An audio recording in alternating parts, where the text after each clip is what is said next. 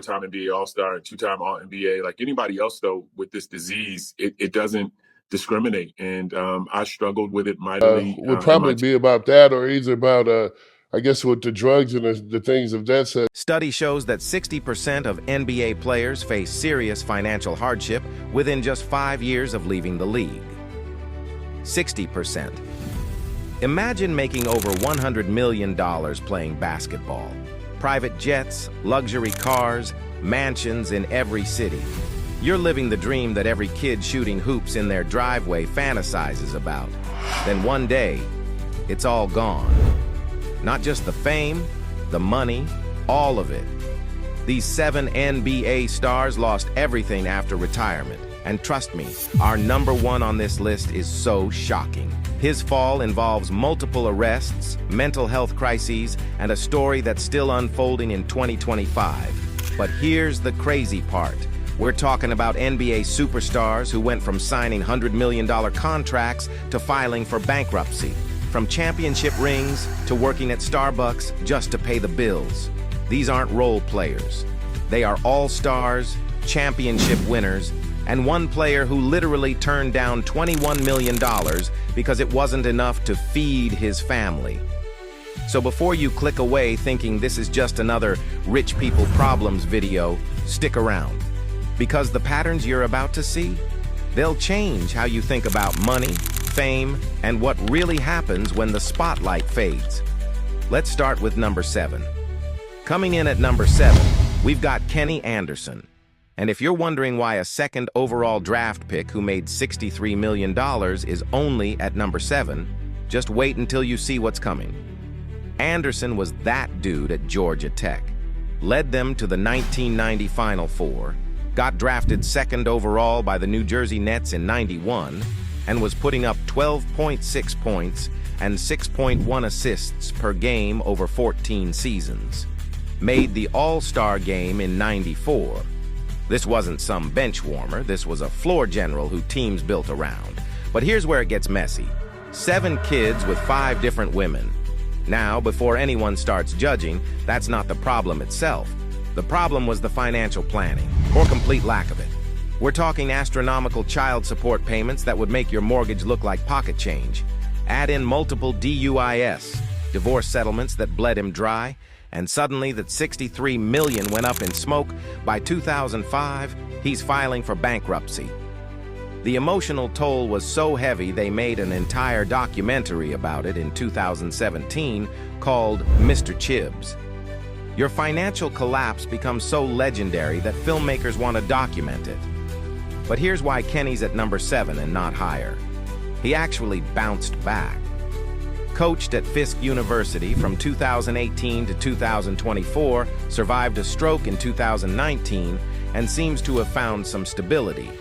Unlike the guys coming up on this list, Anderson's story has something resembling a happy ending. And speaking of guys who didn't get that happy ending, number 6 brings us Derek Coleman, and this one hurts because we're talking about the number 1 overall pick in 1990. Not second, not 6th, first. The New Jersey Nets looked at every player available and said, that's our guy. And initially, they were right. Rookie of the Year in '91, averaged 16.5 points and 9.3 rebounds over 15 seasons. Won gold with Team USA at the '94 FIBA World Championship. His jersey, number 44, is literally retired at Syracuse. This man was supposed to be a sure thing. $91 million in career earnings. That's more than most small countries' GDP, and it vanished like it never existed. The cocktail that brought Coleman down? Excessive drinking mixed with what can only be described as financial illiteracy on steroids. We're not talking about a few bad investments here. We're talking about a lifestyle so extravagant that $91 million couldn't sustain it. Private jets weren't for special occasions. They were Tuesday afternoon trips, buying cars like they were sneakers. By 2010, bankruptcy. The same year LeBron was taking his talents to South Beach, Coleman was taking his financial records to bankruptcy court. Now Coleman did try to rebuild, got involved in community work, helped Flint, Michigan during the water crisis in 2016, worked as an NBA TV analyst. But when you go from 91 million to bankruptcy papers, that's a cautionary tale that echoes through every rookie orientation in the league today. And if you think Coleman's story is bad, wait until you hear about a player who won a championship with the Miami Heat. At number 5, Antoine Walker.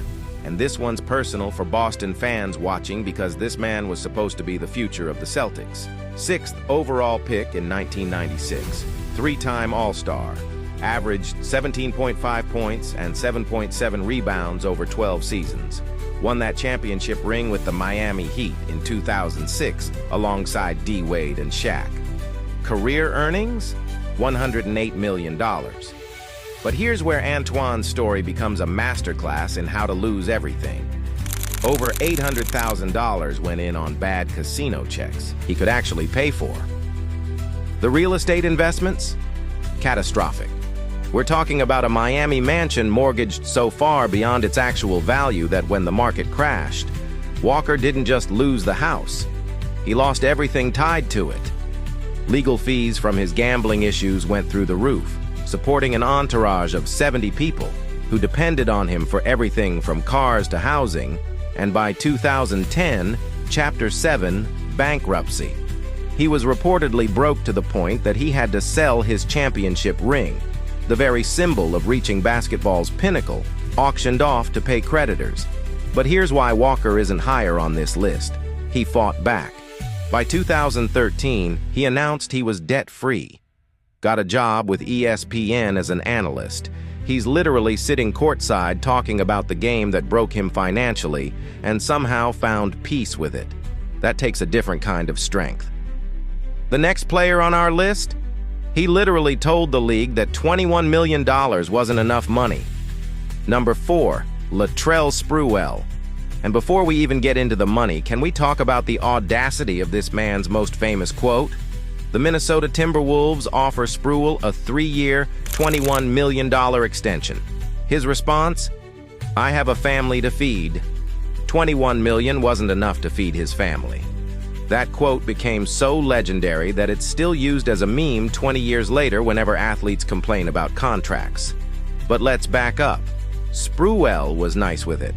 4-time All-Star, All-NBA First Team in 1994. Averaged 18.3 points per game. Helped carry the 8th-seeded Knicks to the 1999 Finals. Do you understand how insane that is?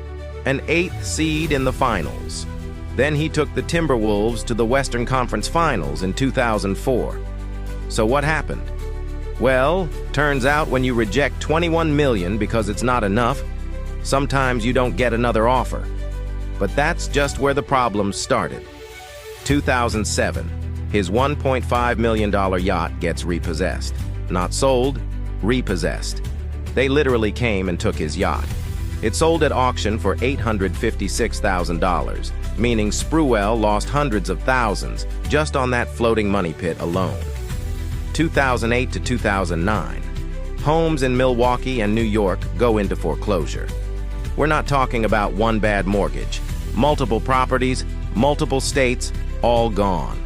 2011, he owes Wisconsin $3.5 million in unpaid taxes. $3.5 million. That's more than most people make in a lifetime, and that's just what he owed in taxes. Oh, and his ex-partner sued him for $200 million in support. Now, Sprewell has somewhat recovered, working in community relations for the Knicks since 2022, doing media for Madison Square Garden. But when you go from turning down $21 million to having your yacht repossessed, that's a special kind of financial freefall. Speaking of special, our number 3? He earned $91 million and now owns a cannabis dispensary.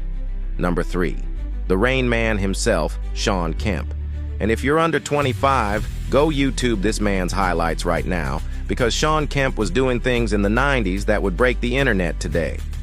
Straight from high school to the NBA in 1989, before it was cool, before LeBron made it fashionable again. 6-time All-Star, 3-time All-NBA second team. Took the Sonics to the '96 Finals against Jordan's Bulls.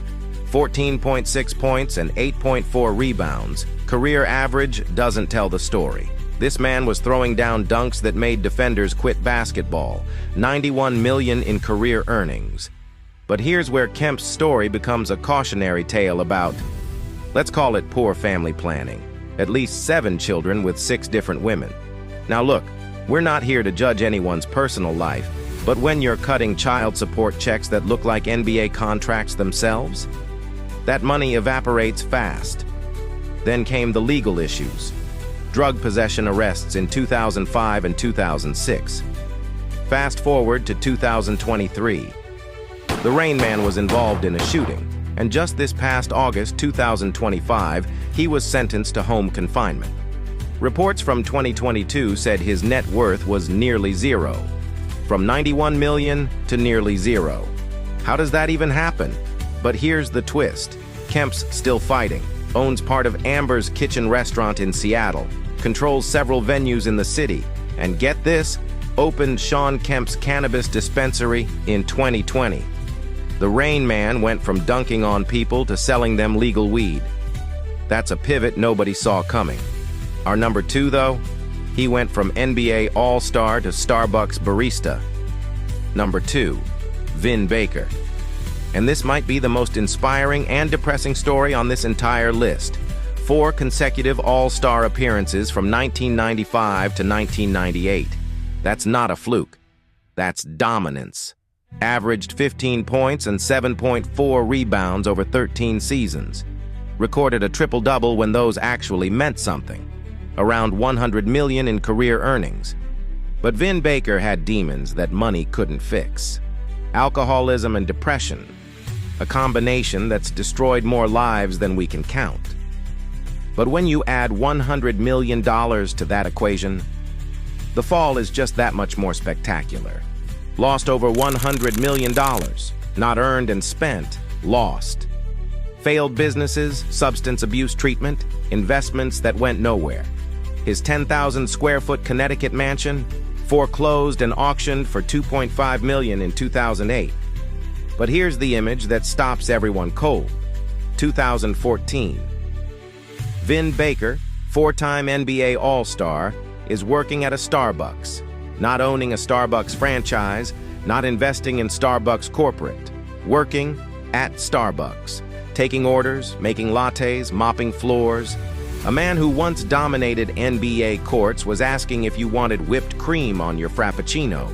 But, and this is why sports will always be beautiful, Baker fought back, got sober, became an assistant coach for the Milwaukee Bucks in 2018, helped them win the 2021 championship, started the Vin Baker Foundation to help others with addiction, runs an annual 5K to raise awareness. When you can go from rock bottom and working at Starbucks after making 100 million IAs rock bottom to helping win an NBA championship as a coach, that's redemption. But it's also a reminder of how far he fell. But our number 1, his story isn't about redemption. It's about a tragedy that's still happening right now. Number 1, Delonte West. And I need you to understand, this isn't just about money anymore. This is about a man fighting for his life in 2025. Drafted 24th overall by the Celtics in 2004. Averaged 9.7 points and 3.6 assists over 8 seasons. Hit a game-winning three-pointer in the 2008 playoffs for Cleveland. Started on a Cavs team that won 66 games in 2008 to 2009, playing alongside LeBron. Only made about $16 million in the NBA, significantly less than everyone else on this list, but that's not why he's number 1. During the 2011 lockout, West was spotted working at Home Depot, then a furniture store. An NBA player who'd been starting alongside LeBron James just 2 years earlier was helping customers pick out sofas. But the real tragedy, bipolar disorder mixed with substance abuse. West wasn't just broke, he was broken. The financial struggles came from supporting his entire family, buying homes for his parents, trying to be everything to everyone while his own mental health crumbled. 2024 alone, last year, multiple arrests, trespassing charges, violating release conditions, found unresponsive multiple times, requiring emergency medical aid. This isn't a comeback story. This is an ongoing crisis. And And presently, there are no positive updates, no coaching job like Baker, no analyst position like Walker, no business ventures like Kemp. Just a man who once played in the NBA, now fighting battles that money can't solve. West is number one not because he lost the most money, he didn't. He's number one because his story represents the absolute worst-case scenario of what happens when the NBA dream becomes a nightmare. When mental health issues, financial pressure, and substance abuse create a perfect storm that no amount of money could have prevented. And that's the scariest part. Every other player on this list lost their money but found some form of redemption or stability. Delonte West, he's still falling. So there you have it. 7 NBA stars who went from millionaires to bankruptcy, from championships to repossession notices, from all-star games to Starbucks applications. We didn't even get to guys like Allen Iverson, who burned through $200 million, but saved himself with a Reebok trust fund he can't touch until he's 55. Or Scottie Pippen, who lost $120 million to bad investments and advisors. Or Jason Caffey, who filed for bankruptcy while owing support for 10 children. So next time you see a young player signing that massive contract, remember these 7 names. Because the distance between a championship parade and bankruptcy court, it's shorter than you think. What player's financial downfall shocked you the most? Let me know in the comments. If this video hit different, hit that subscribe button. Being a